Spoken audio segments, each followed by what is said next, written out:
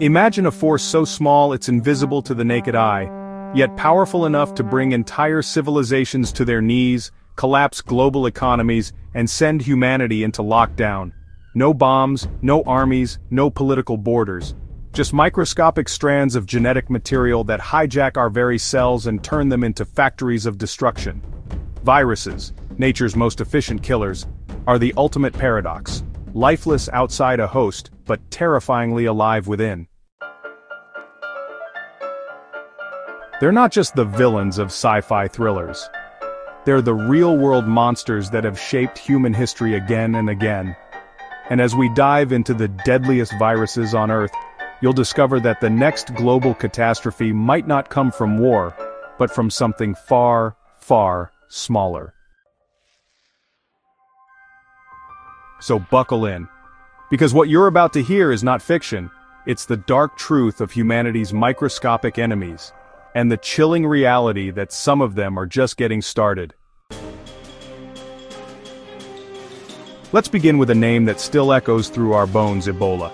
First identified in 1976 near the Ebola River in what is now the Democratic Republic of Congo, this virus doesn't just kill, it annihilates.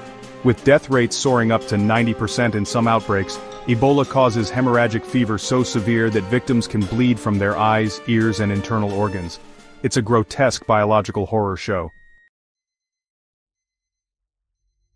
And the most terrifying part, there's still no guaranteed cure. Outbreaks can erupt suddenly in remote villages, then explode into cities, spreading terror faster than any fire. Medical personnel wear spacesuit-like protection when handling patients. Touch the wrong surface, or worse, someone's bodily fluids, and you could be next. It's the viral equivalent of Russian roulette.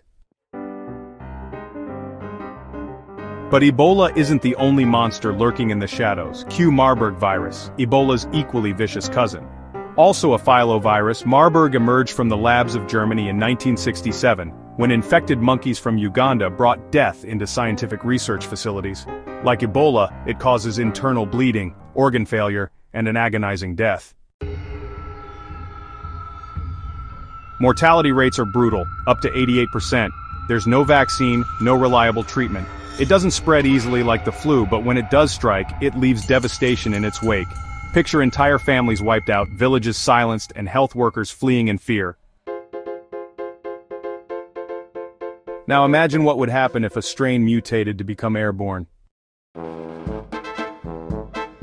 Still, the deadliest virus of all time isn't one that hides in the African jungles. It's one you've probably already had. Influenza. That's right, the flu. But not your average seasonal sniffle. We're talking about the 1918 Spanish flu, which infected 1/3 of the planet and killed at least 50 million people in under 2 years. Some estimates go as high as 100 million. It killed faster than any war, any famine, any genocide in recorded history. Young, healthy adults were often the ones who died, their immune systems going into overdrive and destroying their own lungs. The pandemic moved with soldiers, with steamships, with trains, infecting cities in days and leaving mass graves in its wake. Today, new flu strains still emerge regularly, and the nightmare of 1918 hangs over every flu season like a ghost. Next, we turn to a name that shook the 21st century: HIV. First identified in the early 1980s, human immunodeficiency virus has claimed the lives of over 40 million people worldwide, and counting. Unlike most viruses that kill quickly, HIV is the slow burn. It breaks down the immune system, making the body vulnerable to other diseases, infections, and even cancers. Untreated, it leads to AIDS, a condition so deadly it once carried a guaranteed death sentence. Entire continents have felt its wrath. Sub-Saharan Africa in particular bears the heaviest burden. HIV transformed social structures, tore apart families, and sparked decades of fear, misinformation, and stigma. Even today, while antiretroviral therapy can keep the virus at bay, there is no cure. And new strains are emerging, some resistant to treatment. The war is far from over. But if you're looking for a virus with the potential to end civilization, meet rabies. A name that sounds almost quaint in the age of COVID, but make no mistake, rabies is one of the deadliest viruses known to science. Once symptoms appear, death is virtually certain. The virus travels from the site of a bite through the nervous system to the brain, causing hallucinations, aggression, and hydrophobia. Fear of water so intense that victims panic at the sight of it. Death usually occurs within days. You know, it's not airborne and we do have a vaccine, but access is really limited in many developing countries. Every year it still kills tens of thousands of people, mostly through dog bites. And here's the haunting part: rabies is actually 100% preventable if you act fast. If not, it's honestly one of the most horrifying deaths imaginable.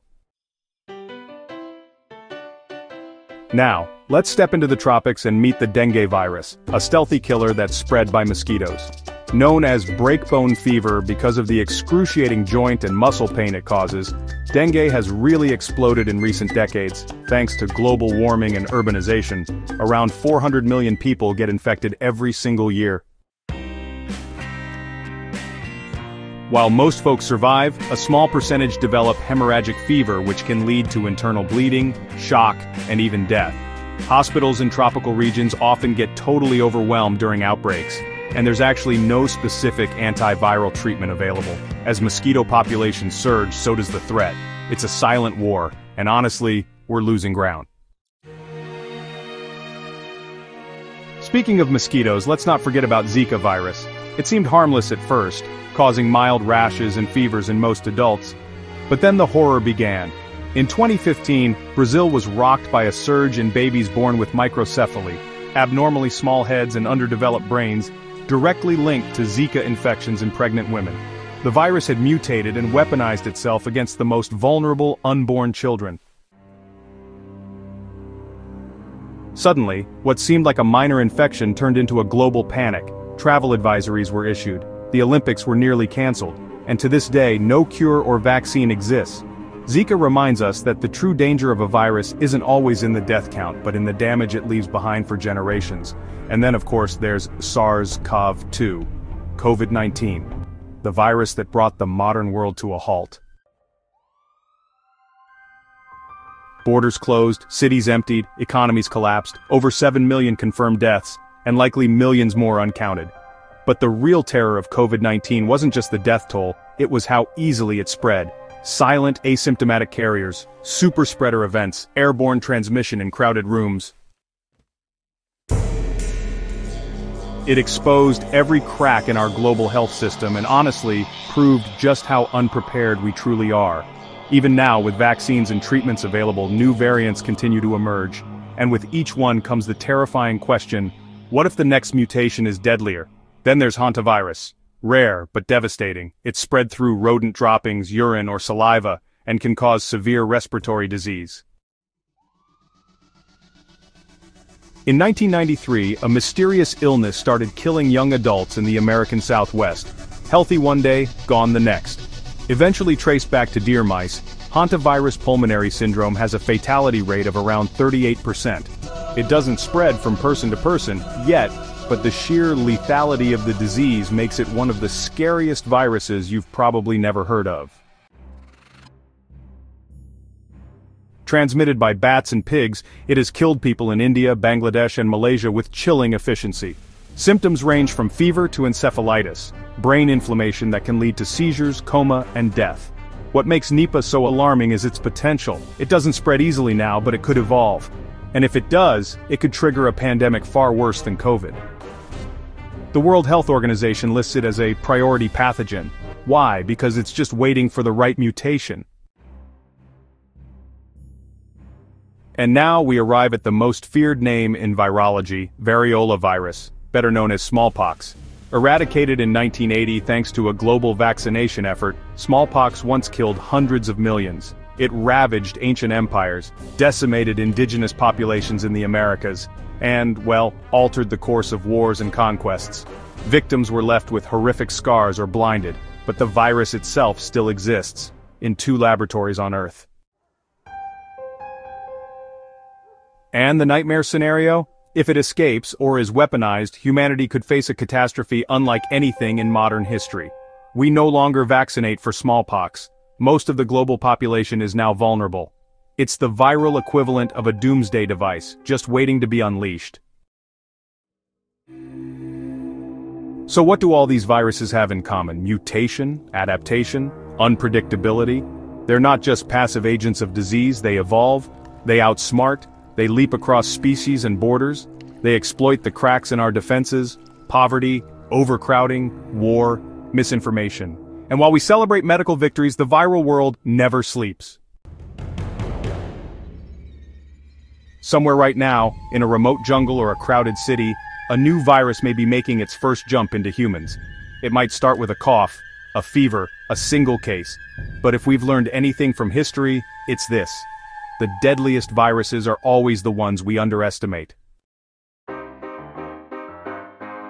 So the next time you wash your hands, wear a mask, or hear the words viral outbreak, remember, you're not just fighting disease. You're locked in an eternal war against nature's most lethal creations. They don't feel, they don't reason, but they adapt. And they wait. And if we ever let our guard down, they'll remind us in the most brutal way possible who's really in control. Because for all our technological triumphs and scientific breakthroughs, we are still outmatched by one basic truth. Viruses have time on their side. While we scramble to respond with vaccines and lockdowns, they mutate in silence, unbound by ethics or strategy, constantly reinventing themselves for survival. And sometimes, they don't even need to evolve. They just need us to make a mistake.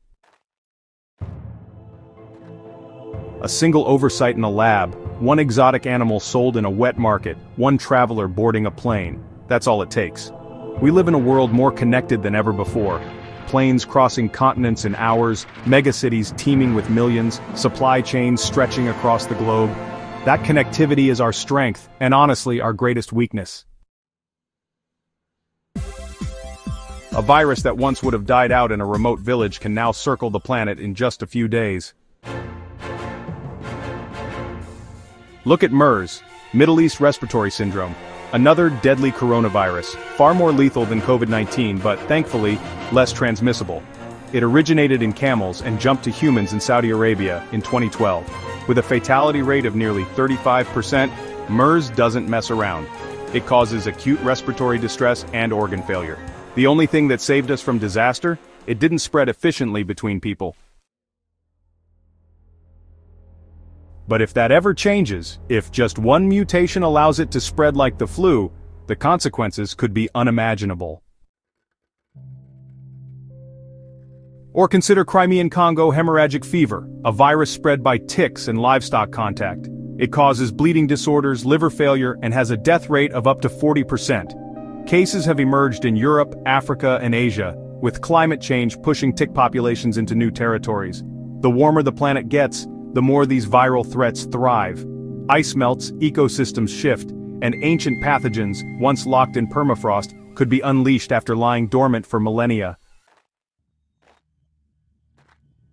That's not science fiction, it's a warning from nature itself. Just last decade, researchers revived giant viruses from Siberian ice, still infectious after tens of thousands of years. We've barely begun to understand what might be waiting beneath the thaw. Even our own inventions could betray us.